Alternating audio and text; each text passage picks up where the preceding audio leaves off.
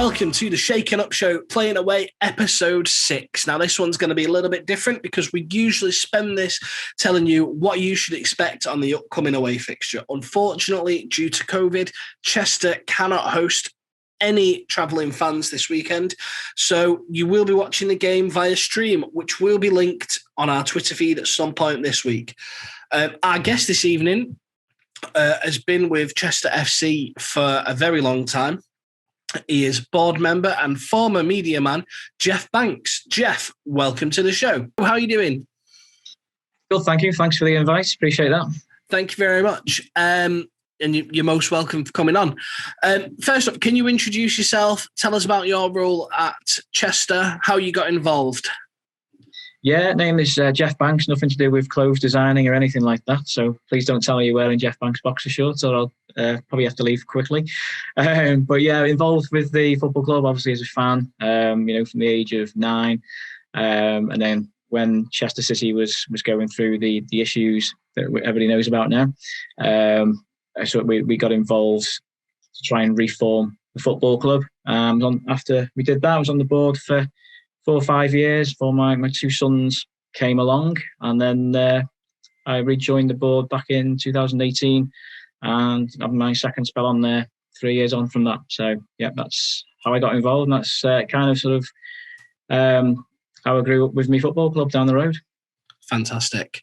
And it may seem like an obvious question.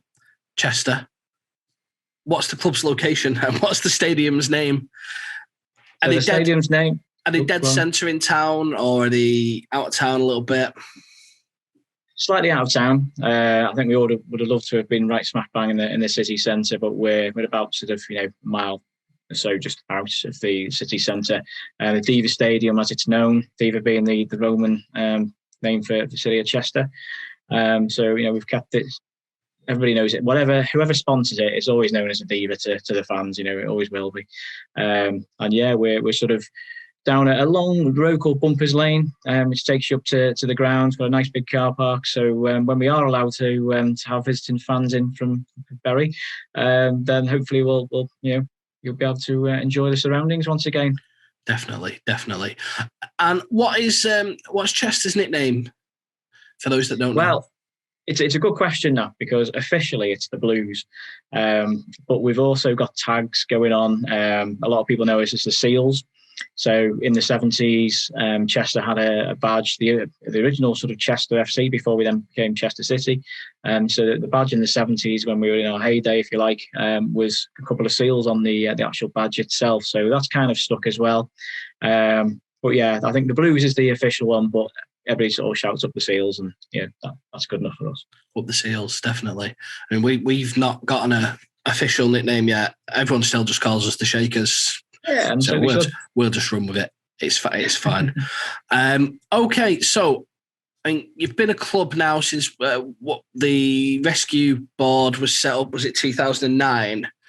And you started playing the 2010-2011 season. So, what are any interesting events or facts that have happened that really stand out in that tenure? I think the key points, I guess, or the key dates, the first pre-season friendly we ever had, we went to Colwyn Bay. We took 1,500 people up there. It was actually 11 years ago, last Saturday. So, it's quite a good timing. We lost the game, but that didn't matter. Seeing the Chester players run out was just immense. And then our first league match was actually away at Warrington. And again, seeing us come out for that was just a superb feeling. And it kind of went from there. But the one day that will always stick in my mind was the end of the first season, the last game of that season. We went away to Garforth, and we literally had to avoid defeat to win the title. We had Skelmersdale chasing us down virtually all season, and all was going well at half time, winning 1-0. Skelmersdale were at home. They were playing a team towards the bottom of the league, and they were winning. I think it was 2 or 3-1 at half time. But then in the second half, the match actually needed a 6-goal swing for us to not win the title as well. But in the second half, we went quickly 2-1 down. And all of a sudden, Skelmersdale started rattling goals in. And you can imagine the fake scores going around the ground. Skelmersdale winning 11-3 at one stage, apparently. But it was very, very close. Had we conceded another and Skelmersdale had scored another, then we wouldn't have been champions in that first season. So the key memory is being on the pitch with Neil Young, our manager at the time. He was on the phone to somebody at Skelmersdale who eventually told him that the match had finished 7-2. And because of that, we went up as champions. But amazing. 2,500 fans we took over to Garforth. They'd never seen anything like it, and we've never felt anything like it. And that was the start, really, the official start of the journey. That sounds like a top day. I can't wait for us to have any days like that. It'll happen. I hope so. So, it's been a bit of a mad 2 years with COVID, stop-start seasons, but your league, did it finish this year? Your league, did it play to a conclusion or did it stop? Yeah, so National League North came to a stop. We were we're pretty much the only team in a promotion position out of the the National League North and South, I think, to actually say we need to null and void. We voted to null and void the season. It was a common sense decision more than anything. The money would have just completely run out by the end of the season, and everybody would have been in a complete state. Going through, and it was a few eyebrows raised because we had a good chance of promotion, and it was one of those. You want to go up, obviously, but if it had gone up, then we'd have had no money to do anything this season now. So it was kind of chicken and egg situation. So yeah, we our sort of matches finished in the first season. They finished in the April time when COVID first struck. But then when they did get the season going again for last year, we finished sort of pretty much halfway through. But there we go. So we can't wait for this season to start now. I just can't wait for a full season of football. It was that feeling of getting to the ground every week and watching them for 90 minutes in the pouring rain or the scorching. It's just an escape, isn't it? But being part of it as well now, you feel a little bit closer to it. Do you know what I mean? And I just can't wait for us to hopefully win the league. That's what the lads want. It's what the gaffer wants, and it's what all the fans want. It's what we've said we're aiming for. So hopefully we'll reach the lofty heights of the National League and National League North within a few years, we hope. But sure you will, and it'll be a great journey that you'll have as well. You make loads of friends along the way. You'll have some memorable matches. You'll have the odd one where you think, how on earth did we lose that? We got thumped by a couple of teams along the way. That's football, but that's why we love it, don't we? Yeah, definitely. I can't wait to hear from it's called the Felland at the Newven, the traditional shout of bloody rubbish Bury that used to come from the South Stand. Yeah, it fills me heart with joy hearing it. I think every club has those fans. We I used to stand next to somebody who used to shout the same two words, or the opposite used to be, these are star, these, and then the next thing it'd be 2-0 down. Yeah, sounds about right. Now, one person from Chester that we're very familiar with is one of your co-managers, Anthony Johnson. Jono, he's been on one of our shows before. He's a Bury fan, as we all know. What's it like working with Bernard and Jono then? They can be characters, can't they? Oh, absolutely. I mean, they were a breath of fresh air, for the football club. Obviously we'd gone through not too many managers since we've been reformed, but we got to the point where, we needed change. We were being relegated one season, and that was kind of unfamiliar surroundings for us as a reformed club. But we made the change, and Jono, obviously Bern and Jono, as they come as a pair, came available after leaving Salford, and I think they pretty much jumped at the chance, to come to Chester. And similar to what you see with England, they've brought everybody together. The fans appreciate what they're doing, and they love the style of football. It's attacking football, and that's obviously how we want to progress. But you can tell they're in it together, and that's one of our little hashtags is in it together. It's just one big family. But yeah, Jono, I know he can talk for England, which is always good. You always get lots out of him.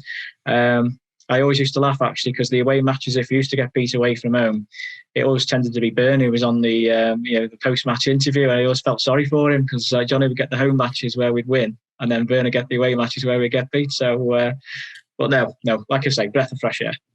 And they get a bad rap, the pair of them, from obviously how they were portrayed in the Salford City documentary, but from interactions and speaking to Jono, I've not met Byrne, but they're not like that, are they? That the way that was caught, that isn't them.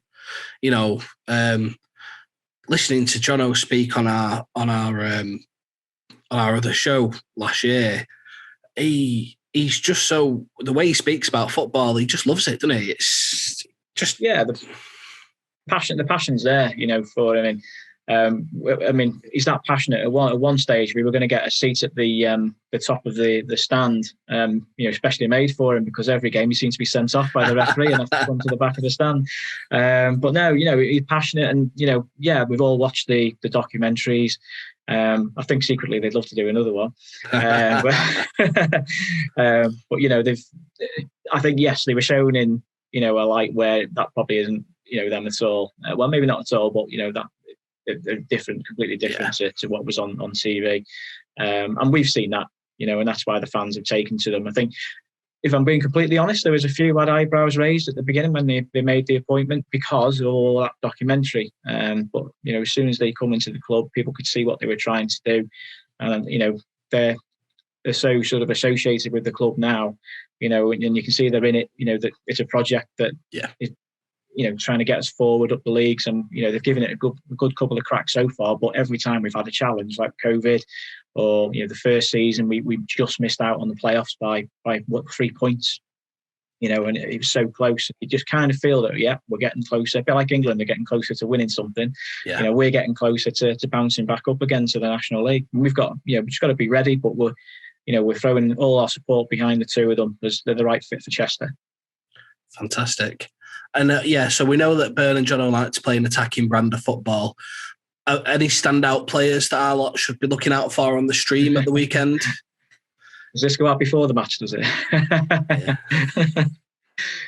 Well, they've kept the nucleus of last season's squad together, which spoke volumes for the way they've done things, and the players as well. They could easily have sort of found somewhere else to go, but they understood that we were trying to do things the right way at Chester, and when we go back to when they were in the playoffs, pretty much about a year ago from now, obviously those players donated their wages back to the club, so effectively played the playoffs for free, and that's what I mean about the unity there. So the fact that most of those players are still there in this squad, and they've now been added to by some quality additions. We've got a couple of players who've won the National League who've signed for us, like James Hardy.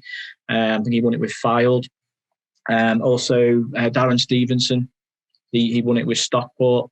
And these are the type of players that we need. We've got, our defence at the moment. We've got Simon Grand, who I think he's 402 years old now.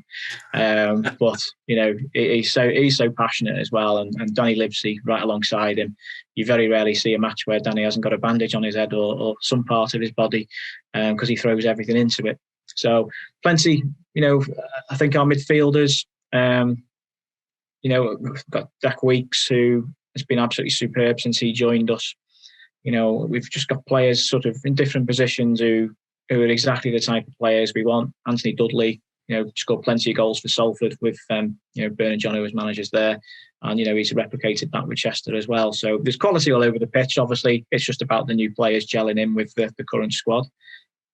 But being completely selfish, I hope they excel themselves on Saturday. I was going to ask about Anthony Dudley actually, because he's ex-Bury as well, isn't he? So it's always good to hear that they're doing well. These ex-players.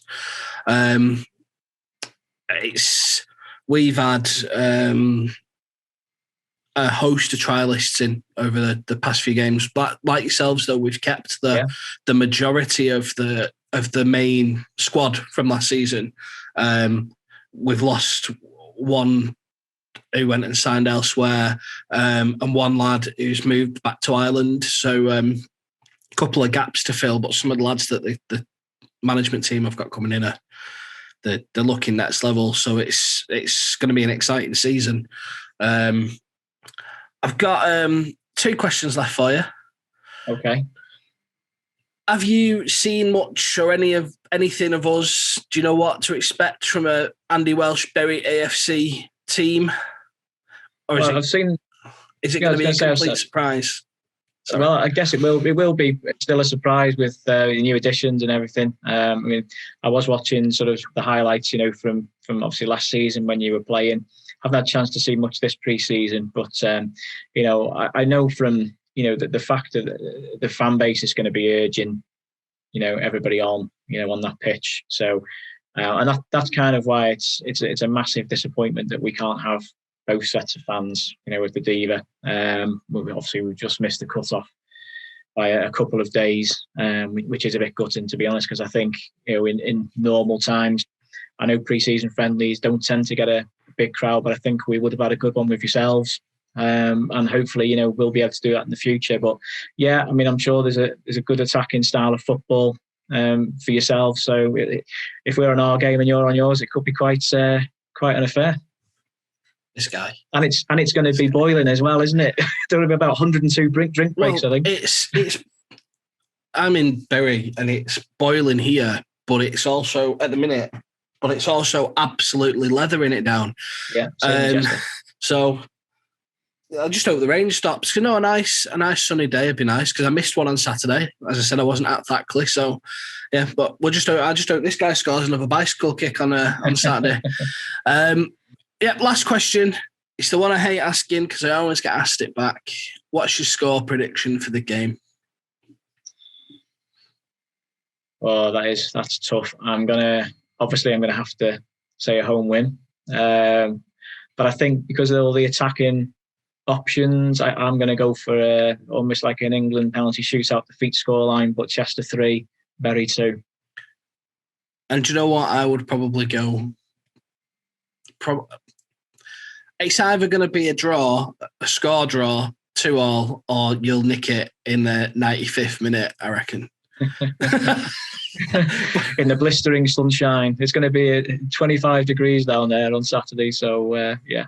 Looking forward to it. But no, thank you very much for coming on, Jeff, and I'll maybe see you on Saturday. Well, yeah, and if I can just say as well that we've obviously followed at Chester, we've followed your fortune and sadly the misfortunes as well, but everybody at Chester is right behind Bury in what they're trying to do, and we've always sort of said that we're happy to support you however we can. Hopefully we can get the Chester All-Stars against the Bury All-Stars on sometime in the future, and we can enjoy a good sort of night maybe at the end of the season, who knows, where everybody can come up to Chester and just have a good night. Definitely. Cracking. Thanks, Jeff. Massive thanks to Jeff Banks for coming on and telling us all about Chester and the game this Saturday. It's very sad that the fans can't be there from Bury, but COVID, we're nearly there. If the game would have been a couple of days later, you would have been allowed to come. While I've got you, talking about tickets and attending games, have you got your season ticket yet? £125. It's about £6.50 a game. Come on, get it. What are you waiting for? And shirts, they're on sale. Get your shirts ordered, Hope and Glory. And with that, I'll say good night and I'll see you soon.